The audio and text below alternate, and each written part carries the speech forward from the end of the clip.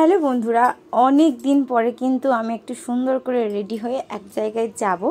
আর কোথায় যাব সেটা তোমরা ভিডিওটা দেখো, তারপরে বলবো। প্রথমে একটু রাধা গোবিন্দ দর্শন করে নাও। এত সুন্দর ছিল না, এই মূর্তিটা দেখে মনটা একদম জুড়িয়ে গেল।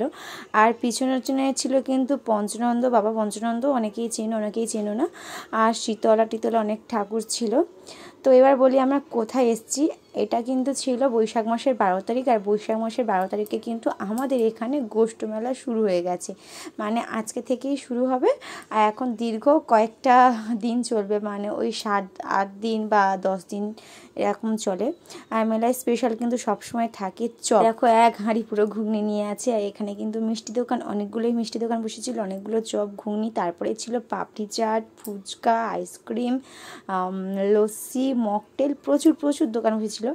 আর প্রচুর ভিড় হয়েছিল। আমরা যখন গিয়েছিলাম তখন অনেকটাই রাত, কিন্তু ভিড়টা দেখো এখন অনেক।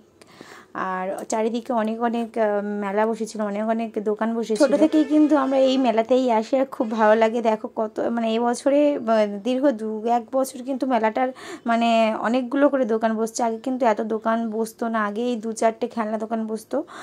এখন কিন্তু অনেক দোকান বসেছে, মানে খেলনা দোকান অনেকগুলো, তারপরে এরকম স্টেশনারি দোকান, তারপরে সামনে ছিল হচ্ছে মেয়েদের ওই কানের জুয়েলারি। কিন্তু ওই দোকানটার ভিডিও আমি নিতে পারিনি। ওই যে সামনে দেখো, মানে এত জুয়েলারির মধ্যে লাইট দিয়েছি, মানে চোখেই লাগছে। যাই হোক, এই ছোটোবেলায় এইটা কিন্তু কে হাতে করেছে অবশ্যই জানিও। আমি কিন্তু খুব করতাম মেলায় গিয়ে। আর পাপার বায়না, সে একটা বড় গাড়ি কিনবে। ওই দেখো ওর মাসিমণি চলে এসেছে, আর ও মাসিমণি কিন্তু ওই গাড়িটা কিনে দিচ্ছে। আর সঙ্গে ছিল কিন্তু আমার মা। আর বাবা অন্য জায়গায় ছিল, তাই বাবাকে দেখাতে পারলাম না।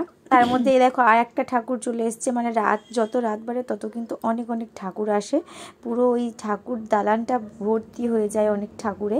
তো দেখো এখানে কত সুন্দর সবাই নাচ করতে আসছে ঠাকুর নিয়ে। আর এই ঠাকুরটা না প্রত্যেক বছর এই কৃষ্ণচূড়া ফুল দিয়ে খুব সুন্দর করে সাজায়।